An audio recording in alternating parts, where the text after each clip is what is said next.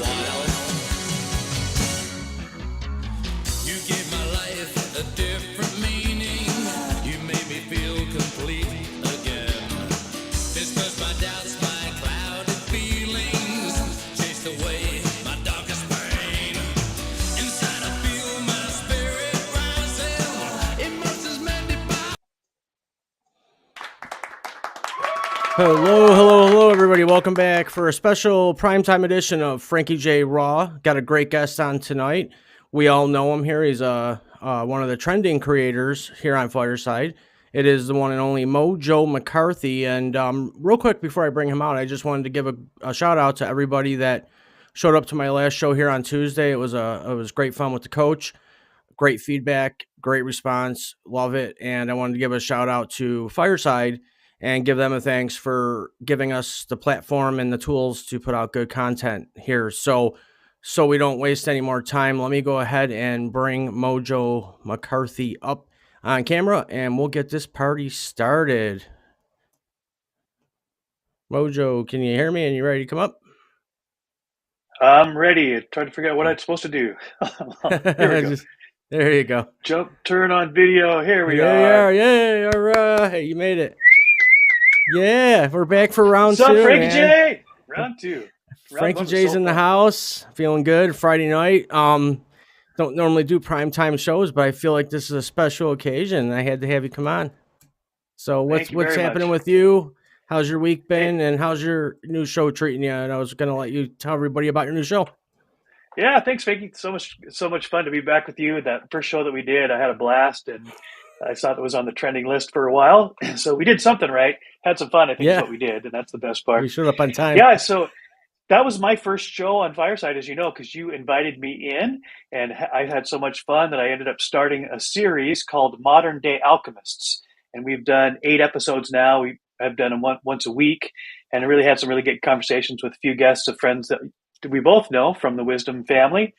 And it's really been fun to get involved in this Fireside community and be part of the creation that's going on here, and see your shows coming up and all the trendings as well, and all the cool guests that you've got going on, and just hearing the excitement and the joy and the enthusiasm that you have about Fireside and how much fun it is. So thanks for introducing me and bringing me in to this super fun experience. Yeah, thanks for coming along, man. And I just want to say hi to Mistress real quick. She took a little break for a while, but I brought her along too, and she's a wonderful person, and I'll try to get her up here as a guest one of these days. But so with your show, I'll be honest, I've only been able to kind of peek in here and there with my schedule the way it's been. Yeah. What is the theme of the show? What kind of conversations are you having in general? Like I noticed it was like usually a 3 to 4 person panel show. Yeah, so I've got 3 or 4 guests, and they're generally people that I know pretty well, and I know kind of what their vibe and what their topics generally are. And so the idea of a modern day alchemist to me came out of reading this book by Paul Coelho.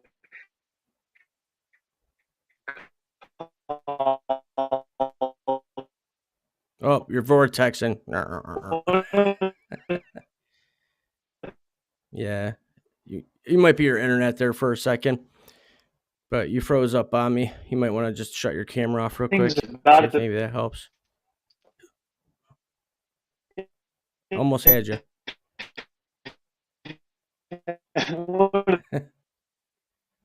Yeah, you're vortexing. I think it's our energy. I think when MoJoe and I get together, I think our magnetic energies. Yeah, I think it might just be the video part. Yeah, I can hear you great now. But I believe that. I think sometimes people's energies get on here and get the internet tweaking. Hi, Sonia. Welcome to Frankie J. Raw. Good to see you. Thank you. I heard you for a split second. Good to have you in the house. It wouldn't be I see Sonia's, it wouldn't be Frankie J. Sonia's Raw. doing great too. She's getting her show out there with. I saw Robbie Williams. Oh, nice. Still not getting me. What's that? There Let's you are. see. I think. Tell me if it's solid or not. If not, I'll try a different location. I can hear you fine. I just don't see your picture. But I was gonna say it wouldn't be Frankie J. Raw unless we had some technical issues in the beginning, middle, or end. It usually happens. There you are. So, yeah, are you frozen or are you sitting still like a mannequin? Let me see if I can do that. Let's see. Does this seem more solid now? Yeah. Well, I can hear you better. I can I can hear you better. You're like that's a funny picture. But that's okay. You know what it is these internet companies, they throttle their internet at the prime times on the weekends so that you get the faster package. But there you are. It seems like you're a little better now. But you kind of left off on the modern day alchemist or alchemist is. I can't say it. Wow. There you Modern are. day alchemists. Yeah. Alchemists. Got it. There I we go. sounded Yeah. out. I feel like I was back in middle school. So yeah, you kind of left off before you went. You were That's a kind of special talking. language I'm working on. Yeah. Yeah. So, reminds me of the Conehead movie. Oh yeah, right. Exactly. Take me to your Yeah. leader. That was a great movie. Dan Aykroyd. He was awesome in Ghostbusters. That was one of my all-time favorites. Ghostbusters 2 was better, I thought, but I always wanted to take the Yeah. Statue of The Liberty whole for a ride, you know? Who I mean, come doesn't? on. That's what everybody dreams of. The old Power Stick from Nintendo, you can't beat it. So yeah, you were kind Right, of you exactly were right. finishing up on what the where the name came from, the book, and that's where you vortexed out on Yeah, me. so the book The Alchemist, Mm. right? The book The Alchemist by Paolo Coelho, which I have a hard time saying his name. It's a great fable and allegory about his own life.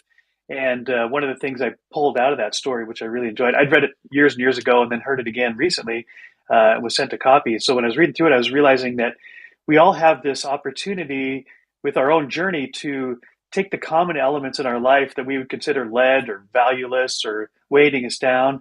And just by our experience and our education and our understanding, we can flip those things around and find out that that's some of those things that we thought were lead, actually we can turn them into pure gold just by changing our mindset and seeing things differently, seeing things from a better perspective.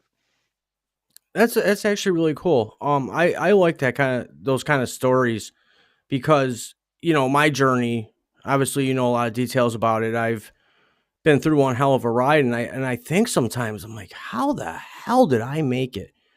What am I Yeah. doing here? Like, but I obviously serve a purpose. I just, I'm figuring it out now. I'm meant to be here on Fireside, ripping it up, having a good time, enjoying myself, and most importantly, enjoying myself telling a story of, of survival because it doesn't have to be bad. It can be a learning journey. I've learned That's so right. much that what's wrong with learning? I mean, you gotta learn. I mean, learning's not easy sometimes. I mean, there's classes I've taken in high school. I'm like, this really stinks, but I look back and I'm like, I'm thankful I learned that because I wouldn't, be able to do this or that. So No, I agree.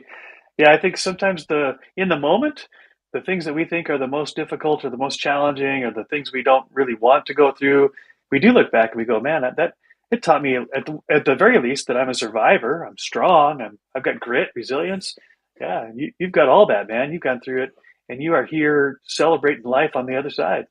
yeah, I mean, people thought it was incredible that after 2 weeks I was back on, doing shows. I mean, was I comfortable from a major back surgery? Not at all. Oh, the pain. I was like, what did I do to deserve this? But Right, of course. there was one time I was like, I'm not gonna make it. I'm not gonna make it to the bathroom. Like, this is bad. I can't even get out of bed.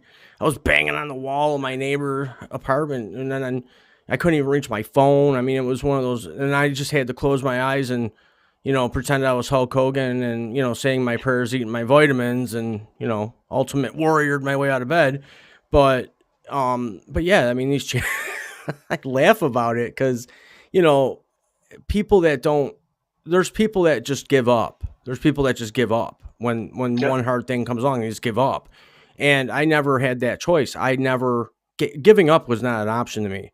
I mean, those words did not exist in my language, and paid off. So, and that's why I'm here having such a blast on Fireside and telling my story. And I tell it in a way that's fun. That is Yeah, comical, because it doesn't have to be all bad. I mean, obviously bad is bad. Why make it worse? absolutely. I think those 3 word phrase, that 1 3 word phrase, "Don't give up," is so valuable. I've got 2 teenage daughters. If I could Yeah. teach them anything, I think "Don't give up" is going to be one of the mantras I want them to pick up along the way. As Don't I give chug up. my Don't quit. addiction. Yeah. Oh yeah. You got to tell everybody about your addiction because that's Oh too fun. man. I have this addiction to Pepsi, and and I gave up alcohol, which was a blessing. I best move I ever made, and I had to have something to fill that void. And I remember there was a few cans of Pepsi in my fridge, and I was like, "Tsh," and I chugged it, and man, did it burn! Oh my god, my ears were burning, my eyes started watering, and I was hooked from there. And it's got to be a can, not the plastic bottles. It's got to be a can. There's something about the can that makes it just 10 times better. But every time I open a fresh can of Pepsi, I do the Pepsi challenge. And what that is I see how many chugs I can take before I feel like my esophagus is going to fall out of my throat because it burns so bad. And I'm up to 8 solid chugs. That's my record. It stood at 6 for a little bit, but then I pushed it. I pushed it one day. I'm like, I could do 8. And I made it to 8, and that's it. 8 is the cutoff for now. My goal is 10 by the end of the year. So I got some time. Well, about a month and a half or so. January 1st, it'll be my puppy's birthday, Tyson. So I'll do a 10 chug challenge on January 1st. So The 10 chug yeah, challenge. See, yeah. you got goals, baby. You got Hey, aspirations. you know what? It's funny because some people are like, "Oh, Pepsi's so bad for you, and pop is so bad for you," and I'm like, "Well, alcohol is not good for me, and Pepsi's way better because I won't go to jail chugging a 12 pack of Pepsi. And if I end up in jail over a can of Pepsi, I am writing the senator, and I'm going to write him like I am Andy Dufresne in The Shawshank Redemption. I will write 2 letters a week until I get justice because Pepsi should not put me in jail. And so, you know what? To me, that's a fair trade off. Pepsi or jail. Yeah. So just Um, pick your vices carefully. You're a great example of that, Frankie. Pick yeah, your vices right. carefully. Yeah, and chocolate. And it's always at night, MoJoe, where I'll get in bed and I'm sleepy and I'm tired, and all of a sudden I'm like, man, I want chocolate, and I'm like, I'm not a female and I'm not pregnant. What the hell is going on? And I'll go out in my cabinets and I'm looking for chocolate, and the one time it's like 2 in the morning, and I'm like, ugh.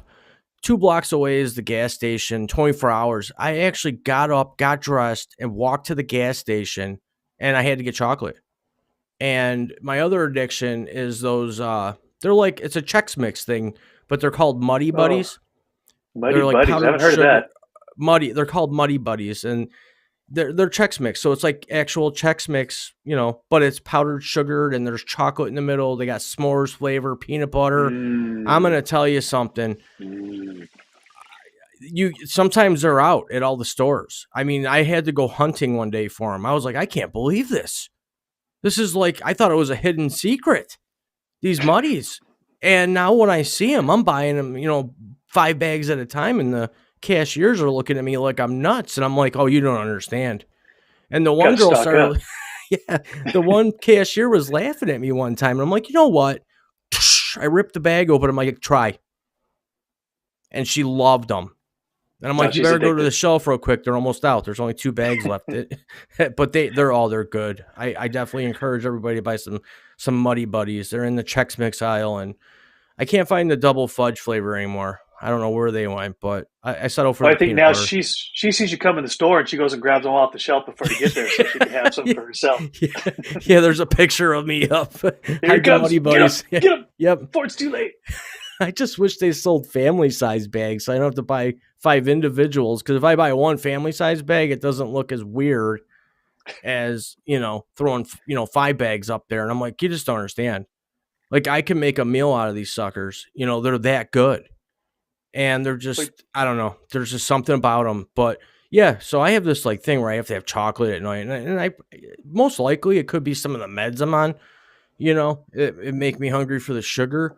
But I still remain thin, so I'm not getting that big fat, Hank Hill belly. So I guess that's a good thing, right? That's a But good thing. yeah, definitely. So I still fit in a 33 waist.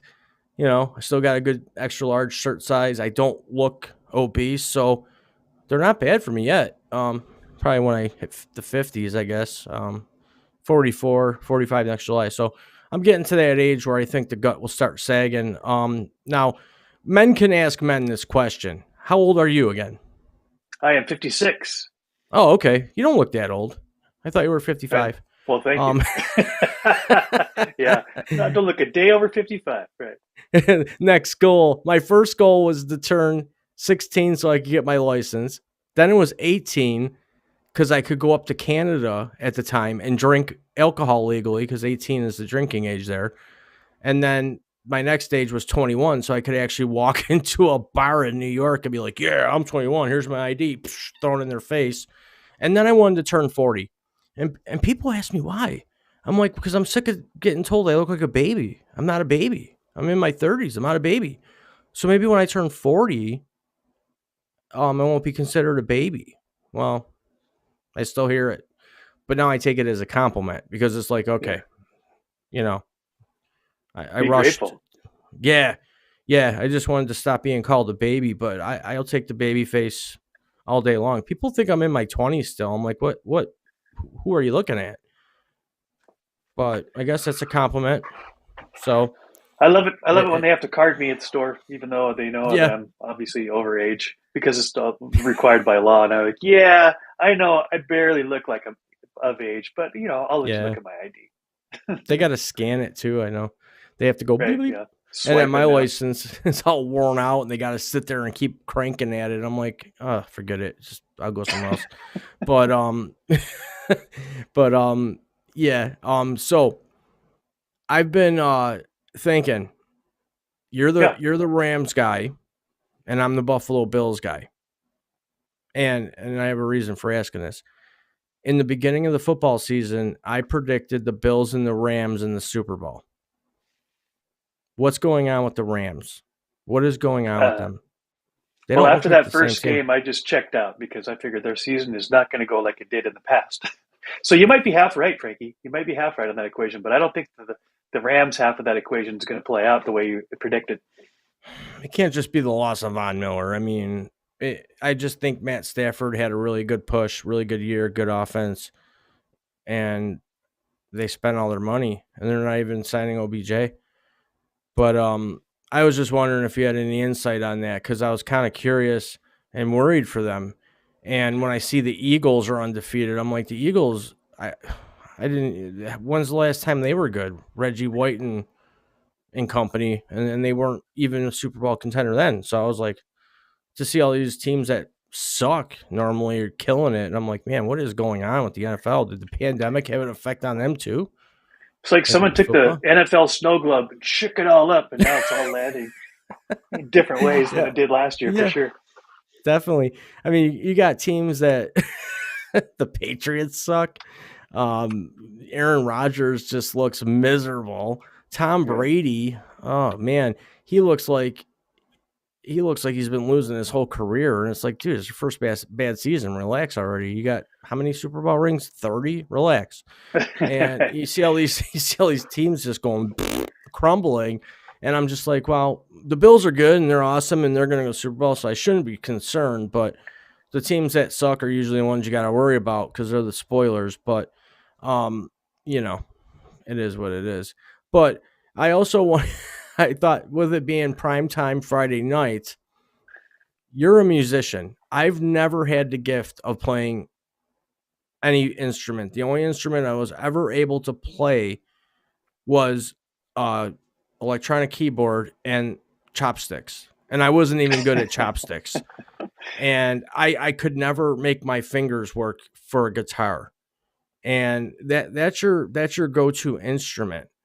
So I Actually, figured, trumpet's my oh go-to really? instrument. Yeah. Yeah, I tried trumpet when I was in middle school and I couldn't do it wasn't just blowing into it. You have to like fart with your mouth almost. It's the only way I can describe it. And I'm very And good at that. fart mouthing it. I've learned two good words today, and that'll be a third. Hey, listen here, fart mouth. I'm gonna call somebody a fart mouth and see how that Hey, goes I over. resemble that remark. Be careful now. Yeah, but I figured, what better time than to crank out a primetime Friday night song and of your choice, something that See just what I comes got. to your brain. Yeah, All right. nothing Bible thumping. We don't want a Bible thump on Right. Friday I night. know. I know. Yeah. Not saying you, but oh yeah, see, it already sounds cool.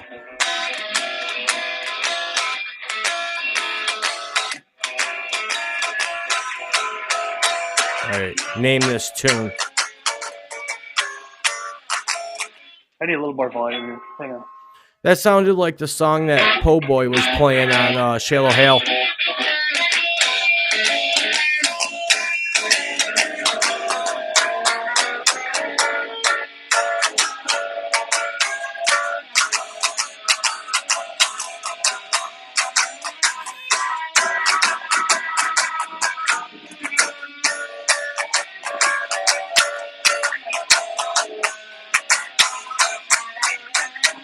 This is the Friday Night Raw Blues with Frankie J Yeah, and MoJoe. I'll play the pen drums.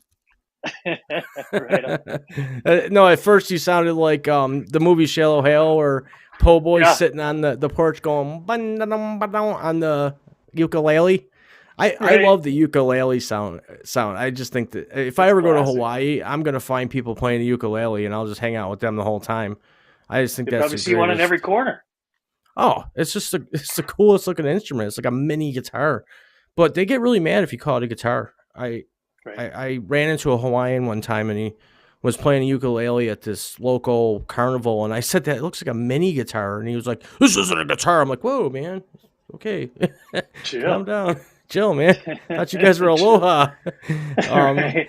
Like, Where's the relax. mahalo? Mistress said it's called an jeepers, embouchure. Is that right? Embouchure.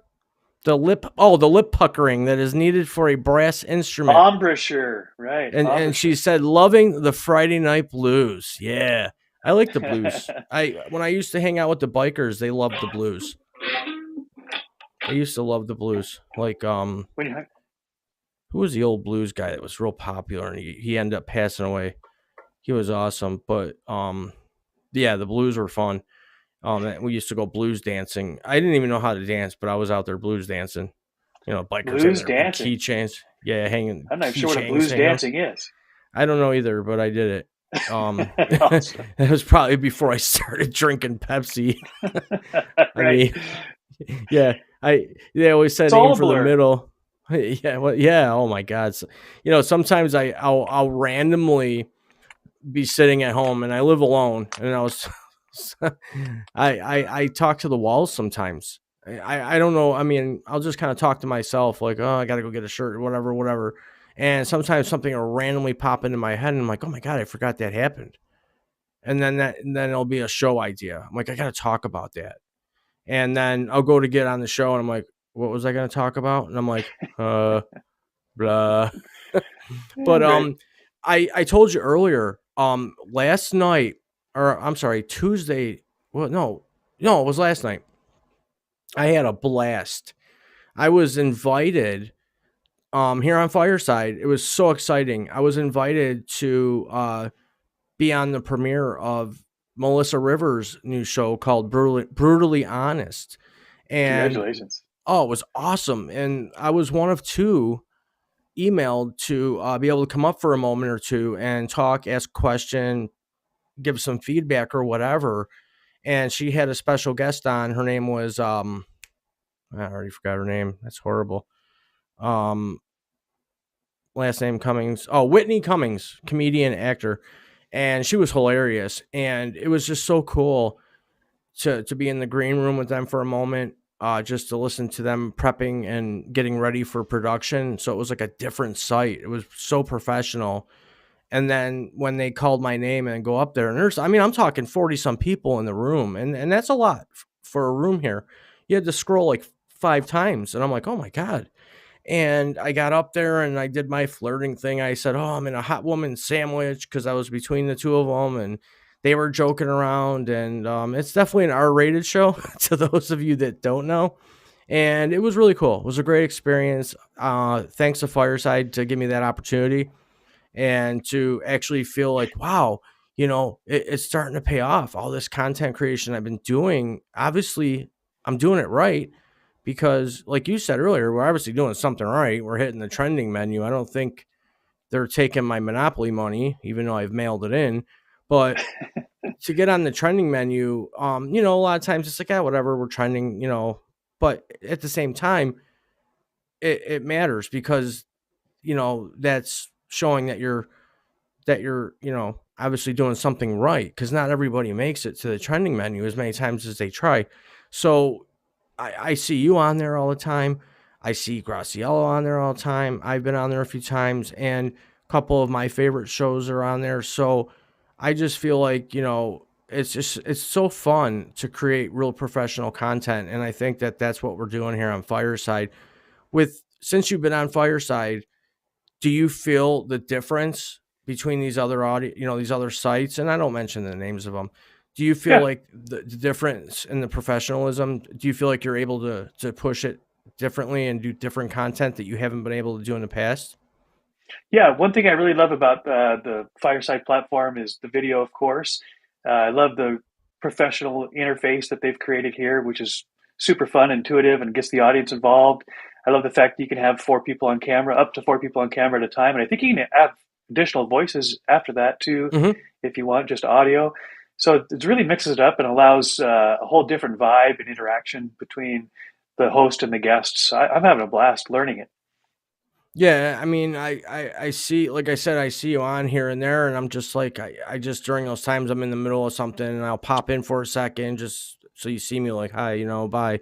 But I like what I like most about it is the freedom to pick what style of what kind of show do you want to do? Do you want to do a talk show, a cooking show? Do you want to do a deep dive, a panel? Do you want to interview celebrities? I seem to lean onto the interviewing side because I love learning. I love asking questions and I love laughing. So when you can have fun, like the first time we were on here, we had a blast. We were laughing, we were jamming out. And I think it's even funnier when there's technical issues. When I first started, I was on with Kimbro and he couldn't get his camera straight if he was paid to. It was like he took a hit of acid before he was trying to get on. He would, he was just the whole half the show was him trying to get his face straight. So the bloopers, you remember the show, The Bloopers? Oh yeah, They used to bloopers be are on fun. years ago. Yeah, That's real bloopers are life, baby. fun. Yeah, It is.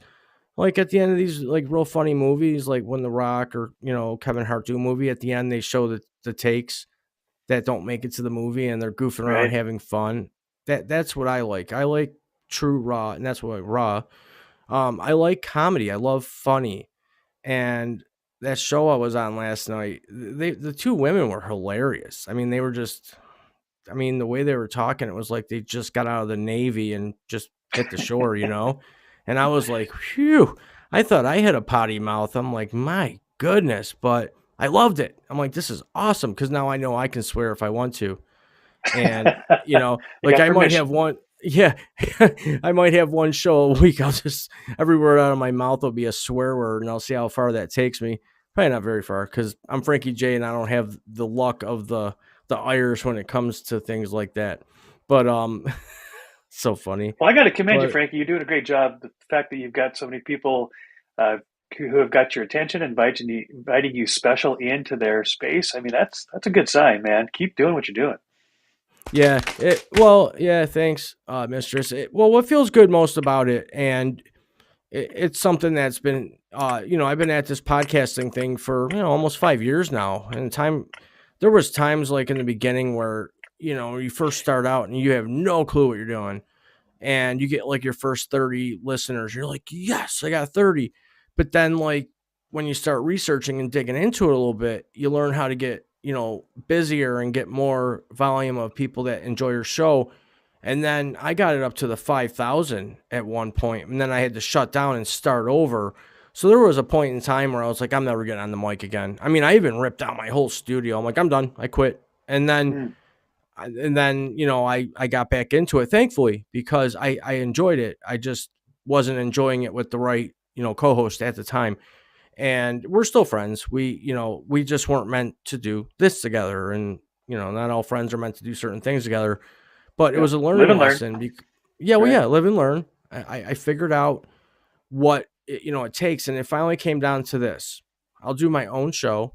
I'll be the host, and I'll just have really fun people on like yourself, and just talk and hang out. I don't need a script. I don't have a script in front of me right now.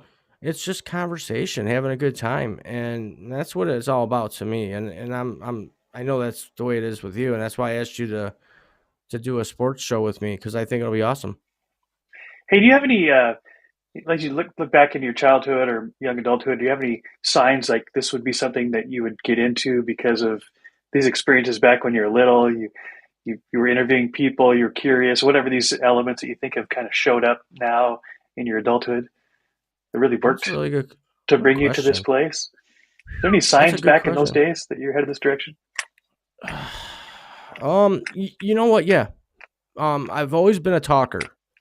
I can remember when I had 5 paper routes and I was dragging, 3 wagons tied together with, Sunday papers in them and through the snow. But when it was collection day, Saturdays and Sundays, I'd have to, go to their doors and actually engage and get my $2.85 a week for the paper. And I found myself communicating with people as like a salesperson. I mean, I had people from other routes requesting me to be their paper boy. So from the start, I've had the gift of gab. And then, when I got into college, I had to do actual, speeches and presentations, and I always did well with it. Other students were, passing out, having panic attacks, breaking down in tears. 5 minutes was like 5 hours to them, and my Right. instructors were cutting me off at 45 minutes. So yeah, to answer your question, yeah. Did I see myself actually podcasting? No, not at all. But here I am, and it's my new job. Hey, Deborah. Barsha. I haven't seen her in a while. I hope all is well. And yeah, no, to answer your question, I never saw myself podcasting, but yeah, I'm doing it Well, that's now. probably But I because there want wasn't podcasting back then. no, there wasn't. There was no, there was Channel 4 News and that was it. But no, it's fun. I don't even call this podcasting. I think this is more broadcasting, Yeah, this feels more because like it's a show, like yeah, live interview shows. Super fun, the energy and the getting to know people, yeah, sharing your stories and your goofiness and your music and yeah. whatever it is. Yeah, and you're on camera, so no matter what you do, you're caught, and that's the fun about it. It's like the Right. risk, like when I was in, the Boy Scouts getting caught smoking pot on a camping trip, and they freaked out on me. I'm like, well, aren't you supposed to smoke pot when you camp? Isn't that what you're supposed to do? And nobody laughed, and I'm like, why is no one laughing? I don't understand it. But I just try to have fun no matter what. I've always tried to have fun because, growing up for me at home, I never wanted to be home. So when I was away from home, I wanted to absorb as much fun as I could. So Right. there's, I took risks a lot. I mean, back in the day, oh my God, those weight sets I think they're universal weight sets, and they have the metal handles that you can pull the weights. Yeah. We took a set of those handles one time. We hooked them to a friend's bumper of his car, and the streets had, 4 or 5 inches of snow. And then we grabbed the tube, sprayed the bottom of it with silicone. So somebody would sit on the tube, hold those handles, and then we would drive around the streets and drag them. When we came to this cul-de-sac, and every group of friends has that one friend that hangs out with them, and nobody likes him for some reason, but he's always in the group, no matter what. He's always in the car. He always goes to the parties with you, but everyone wants to beat him up. And this poor guy had no gloves, had sneakers on, no winter hat, just a sweatshirt. It was like the wind chill was like 10 below. And we throw him on the tube, and we found this cul-de-sac. And at the ends of the driveways are the big piles of snow from people shoveling or plowing. And it was like a boat when you take somebody outside the wake, and that's like the most wicked, dangerous spot. Well, Right. we swung him around this cul-de-sac, and he's jumping these hills. And then all of a sudden, the tube was empty. And we're like, oh. So we're all laughing. We And lost him. we lost him. We go Yeah. back, and I'll never forget. He was laying flat on his back in a snowbank, and he wasn't moving. And the Totally. group of us, we're all laughing at him. I mean, the kid could have been paralyzed, and we were just dying laughing. and he started like shaking from the cold. So we scooped him up, put him in the car, and he laid in the back seat, and he was acting like his back was broken. And we're still all laughing. We couldn't even stop laughing. We took him to the hospital. He ended up breaking his pelvis. Oh Lord, And we were still he hit laughing. hard. Oh Yeah. God. I mean, he was jumping hills that were 6, 7 feet high. I mean, it was just a dynamic. We couldn't repeat it if it was on a Hollywood movie set. It was just unbelievable. And, that's the kind of stuff we did as kids. And then there was this one section on the main strip where cars would go by, and there was like a little hill that we could hide behind, and we would go out, and we had the one night where the snow was just perfect packing snow. And we were throwing snowballs at cars, but you'd have to throw the snowball ahead of the car. So by the time the car, like football, and Sure. I got this car right on center. Boom. And we all went running, but the snow was so deep, we all fell, and this car came looking for us. So we had to lay like commando Navy SEAL style in the snow for a good 20 minutes while this guy's hollering and screaming looking for us. Luckily, the snow was deep enough that we were able to stay hidden. Otherwise, to answer your question earlier, I probably wouldn't be podcasting. I wouldn't be here because the guy was angry. I mean, he was mad. I mean, he was mad. Yeah. Oh, you might have torn yeah. your larynx right out of your throat. Oh, but it was such a direct hit. I mean, I don't even think Tom Brady would have hit that car the way I hit it. I mean, it was just perfect timing. Best snowball I ever threw. And ever since that day, I haven't been able to throw a snowball the same way. Still a great memory to this day. It's great. I loved it. It was just, Right. and that, the famous keg party we had, well, this kid had it. He was one of the nerds, and his family went out of town, and he had a party at his house, and everybody started beating the hell out of this kid's house. I mean, they were kicking holes in his walls. They were busting the ceiling tiles out in the basement. It was like everybody just all started. It was like it was pre-planned chaos, and there was nothing he could do. There was 50, 60 people in this kid's house, and they were all trashing his house. I've never seen anything like it. But I mean, this is the kind of stuff we did as kids. Now, I didn't participate in that. I actually felt bad for him, and I walked out. But yeah, I mean, that's kind of stuff. I mean, what kind of stuff did you do when you were a kid that was like rebellish? I mean, was there anything that you remember vividly that was funny that you would probably never do again? Yeah. Well, I grew up in Montana, so I did have lots of snow experiences like you. Some were more adventurous than others. I was just telling somebody the other day that, I grew up watching Peanuts and Snoopy and Charlie Brown, and this idea of, running into this big and landing in a big pile of leaves just looked so fun and exciting. And I remember I must have been 5 or 6, and I finally it was perfect. Everything was there. The park, all the leaves are all piled up, and I'm like, this is it. This is my chance to be like Snoopy. And I ran and I jumped up and leaped up into the pile, and it was like, boom! It's like hitting a rock, like a slab, cement. I don't know how long those leaves had been there, but everything had gotten super hard. And when I hit, just knocked the wind out of me, and I couldn't breathe. I was like, what happened to the fluffy leaves going flying? And real life did not mimic art in that moment. And I learned, check the leaves before you jump in, because it might not be as soft as you think. Yeah. Oh, geez. Speaking of leaves, when I worked for the local highway department here during leaf season, the big plow trucks, they put these like contraptions on the back, and we got these really big vacuum things with the big tubes that go in, and we go around with, I mean, these vacuums will suck up a bowling ball. Okay. I mean, you don't want to get near them because they'll suck it. People will actually fill these leaf piles with dog crap. And there was this one guy I was working with the one day, no. and he had this habit of like, he would kick at the leaves as he's moving the vacuum tube around. And by the third or fourth pile, his legs were just covered in dog crap. And everyone told him, well, wait for, let people rake it ahead of time. We had these like industrial metal rakes to kind of push the piles towards the tube that sucked up the leaves. And you wouldn't believe what people put in these piles. I mean, it's unbelievable. And they think we're not going to figure it out, bricks, cement rock, broken up patios, dog poop, big chunks of logs, hear this boom, boom, boom. And then when it hits the inside of the truck, it's like boom, and it hits the metal. And the stories of the highway, just amazing stuff and hitting mailboxes. And sometimes the fun part is when people aren't supposed to park on the street.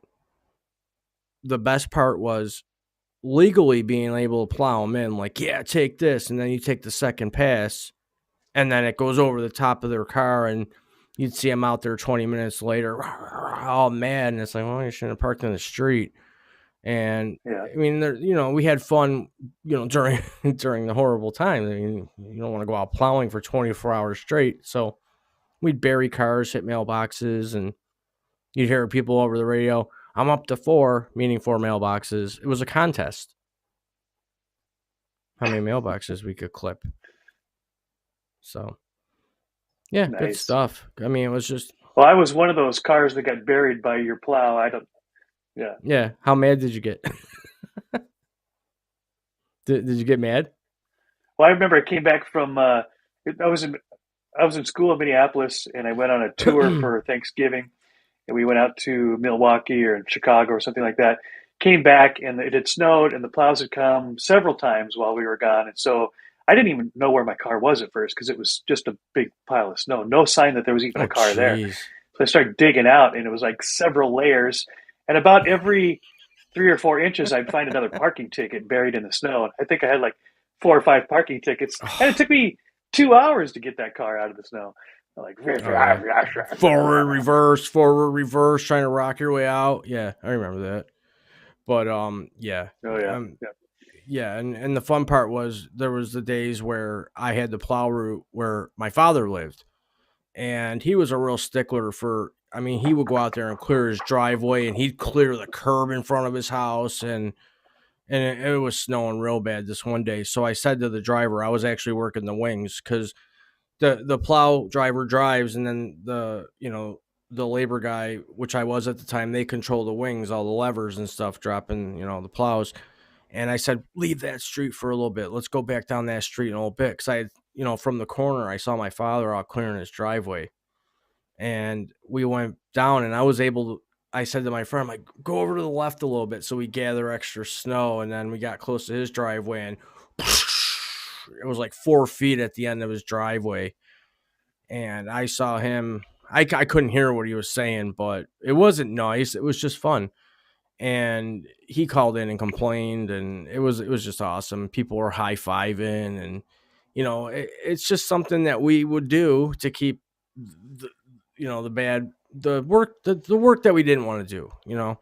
It was nothing sexy about working at a highway department. Right. It was all heavy lifting, whatever, but we'd have fun with it the best we could. So I'm on video right now claiming this stuff, so hopefully it doesn't backlash on me. I have that effect where somebody will see this. I think you're safe. Well, hopefully I'm safe. It does hit YouTube too, so. But no, it was a blast. We had a good time doing that kind of stuff, and all getting together and lifting weights like crazy men for the first time, and then the next day no one's hanging out because we couldn't move. We'd all drink a lot of alcohol and think Too we sore. could lift. Too sore to move. Oh, we'd lift like, yeah. Well, when you first start working out, you think you're all good, and then the next day you're like, oh, I shouldn't have done that. So same with tanning. We'd all go tanning, and back then they didn't have time limits. You could lay in there for 40 minutes if you wanted, and if it was bulb change day, toast. And then we'd slap each other on the back, and yeah, leave welts. And if you do that, I remember stuff going on the totally. I remember going on a youth group trip one time, and we went up the mountains. We all thought it'd be fun to climb up on top of the bus for tanning. And this is back when the cool thing was to use baby oil for suntan lotion instead of stuff with sunscreen in it. So it's like being in a frying pan with lots of grease. And I got the worst burn of my life, man. It's like I don't know how many degrees of skin got burned off that day, but I don't have the skin. I don't have the skin to tan. I'm a beach potato. I fry and peel. That's about it, man. Yeah, so right. I was just toast. And then, like you, I had a paper route back in those days, so I had to get all the papers and put that bag on my sunburn. That's like torture. Those are Dumb days, but fun experiences to remember. There's nothing comfortable about a sunburn. I don't even care if it's a mild sunburn. It's just you can't sleep. I did the baby oil thing one day, but I was on a boat and I fell asleep. And of course, nobody wakes you Oh yeah. up. You know, they think it's funny. I was red. Like, I'm talking red as that part of your logo down there. I had to lay on my stomach for like 3 Yep. weeks, and the Good. peeling process, it was just, I mean, it was coming off in sheets. I'm talking like sheets. It just looked like, like I was being filleted by Jeffrey Dahmer. I still have scars from it, I think, actually. But yeah, I've done that dumb stuff too, Ugh. baby oil. Like, yeah, not a good idea. I don't know why I would do that stuff. We know it's bad for us. We just did it anyways. And now we look back how bad the sun is for you, right? Young, Young, dumb, and, young and stupid, well, man. what'd they say? That's some of the greatest experiences. I'll just say it because the show I was on last night, young, dumb, and full of cum. I mean, that was the way it was. Young, dumb, and full of cum. Oh no. You ever heard that one before? It's Yep. patent. It's patent, by the way. No, no. But Provisional. my my sister did. My sister did buy the Dumb and Dumber movie and give it to me as the story of my life. So there you go. Oh, jeez. The story of my life, like I told you one time, is that movie Pure Luck with Martin Short and Danny Glover. I'm just that guy.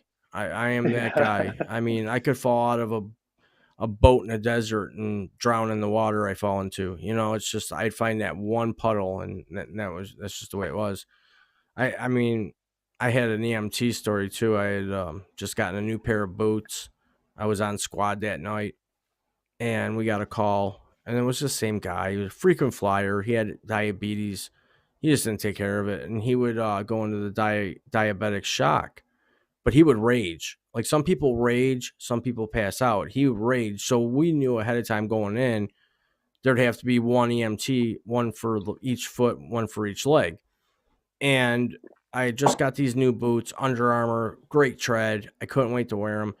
I'm walking up the sidewalk, and I think an elephant walked by, and I stepped in the biggest pile of dog crap. I mean, it was so big that I didn't even feel the ground under it. It was just like it was smooth and slip. And as I'm walking up, the 16 stairs to this upstairs apartment, every stair I'd hit, I kept trying to wipe it off, right? I'm gagging. And we get up in the apartment, and Yeah, I I'm was the gagging right one now just holding thinking it. about it. I'm holding the clipboard. It's called the PCR, and you gotta, at 1400 hours, blood pressure, blah, blah, blah. You had to write the medical information down. So 4 guys are crouched down, one holding each leg, each arm, and we had this Puerto Rican guy. He was hilarious, and my friend was on the left, and Eugene, the Puerto Rican guy, is on the right. And out of nowhere, he goes, "Did someone stop? What the hell's that smell?" And I'm like, trying to keep a straight face, filling out this form. And but real quick before I finish the story, Mistress said, not sure how long the show is, but before we get to the end, I just want to ask MoJoe if he has ever been told that he looks like Kenny Rogers. Have you ever been told you look like Kenny Rogers? This first time. Nope, this is the first time. I couldn't even say You it. got to know when to hold 'em, Know when to fold them. know when to fold 'em, Know when to walk know away. when to walk away, Know when to run. You gotta count. You never count your money. When you're sitting Sitting at by the table. Be time time enough for enough to counting. count it. When the When the dealing's dealing's done, done. you got to know when to hold 'em. Still a great song, but it only When sounds to hold 'em. it only sounds good in the shower, though. It's just one of those songs that I can only sing in the Right, shower, exactly. like Chris Stapleton. Was that the whiskey song? Or he gets, I don't know. It's the song you wrote when he quit drinking. Yeah, there's still music I'll play in my car, and when I get to the red lights, I roll the windows up and turn the music down and look straight ahead, like Michael Jackson and stuff like that. But good music's good music. I'll still listen to it. I just don't let everybody else hear me listening to it. So, but back to my story. So he's like, "Ugh, what the hell's that smell?" And I'm just sitting there and trying not to say anything, and I'm just keeping my foot on the ground. And every time I would walk around the patient, I'd keep wiping my foot on the carpet, and on the way down, I'd wipe my foot on the carpet again. And then we get into the squad truck, the ambulance we had, and we're driving back to the fire hall. And he's up in the front seat. He goes, "Man, did someone step in dog crap? What the hell's that smell?" And I'm like, because he was an officer, and I didn't want to get blown in.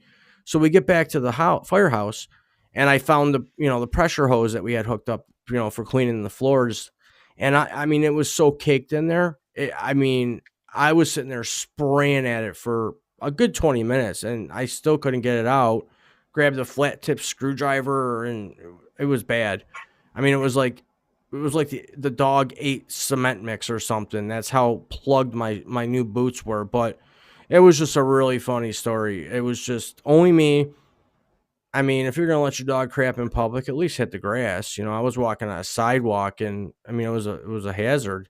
It was just unforgettable. So I can't imagine what the residents thought after we left.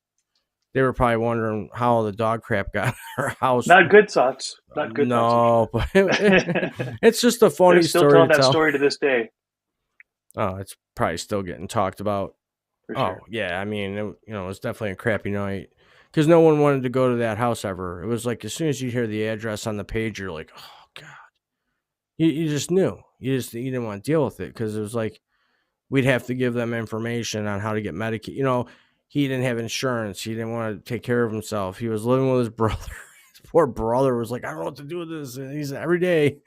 But we had our frequent flyers, and then there was, we always wanted a fire, and I'm like, why is everyone so pumped up for a fire? We're firefighters. You don't want people's houses to burn down. It was crazy. Like, like people wanted to, and then one day a fire happened, and everyone showed up. Everyone wanted to go to this fire. Everybody. I was like, I didn't understand it. I'm like, this is the stuff we trained for, which is hardcore, but you don't want Right. someone's house to burn down. But the mindset of these of these fire departments and EMTs, that's what they want. I mean, they want fires. They want the bad stuff to happen. And here I am. I've been involved with bad stuff. I'm 0 for 3 on CPR, for crying out loud. 3 guys in 1 week. It was good compressions. It's just Mhm. So you don't like to talk about that, but at the end of the day, try to make something fun out of out of a bad situation. So I was sitting next to a guy who was having a hard time breathing one day. I said to him, I'm like, don't go down, man. I'm 0 for 3 on CPR. And all of a sudden he felt better. So I saved one. All right. So when's Got a winner. your next show? Thank you very much. When's your next show, MoJoe? I have been doing the Modern Day Alchemists. Yeah. Can you hear me all right? Is there connection Yep. good? Yep.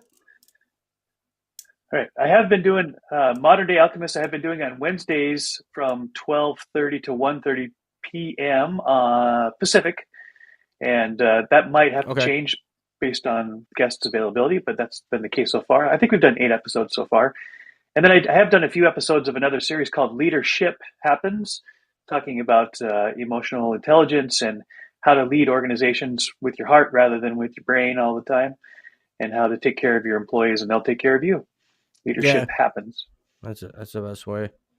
Take care of those who take care of you. That's a good one. Oh, and in the Right on. fortune cookie ticker, the bit.ly/MoJoe Studio, that's MoJoe's website. If anybody's interested in any of his information, I'm certain you got everything on there. That's where you can go after the show ends. You can go back into the replay and actually click the link. I have my website on there, frankiejexperience.com, and my email address. I put that there for formal complaints. If anybody has a problem with anything I say, they can go to my email. I open it once in a while.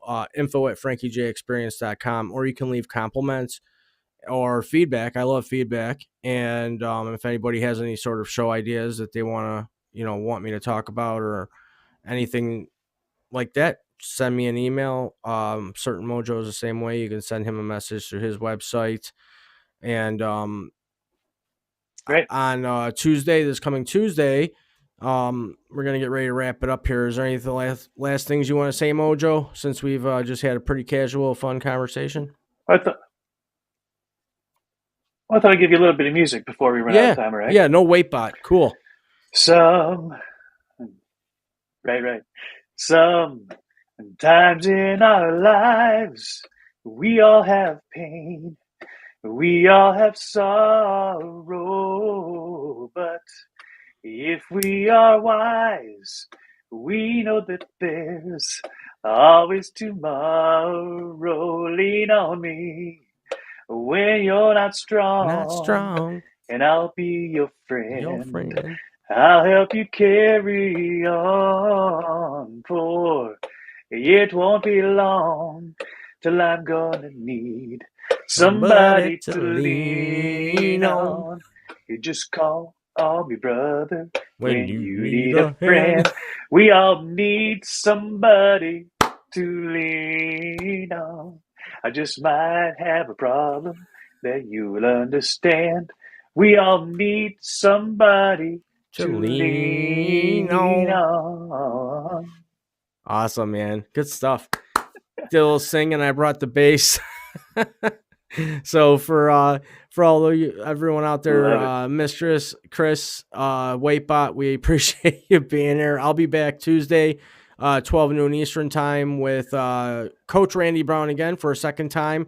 We're going to be talking pretty much where we left off, so I look forward to that. MoJoe, thanks for coming on and joining me for a special issue, Primetime Friday night of Frankie J. Raw.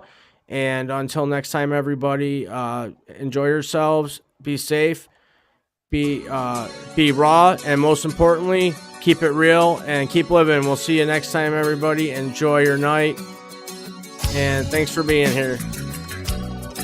Peace out.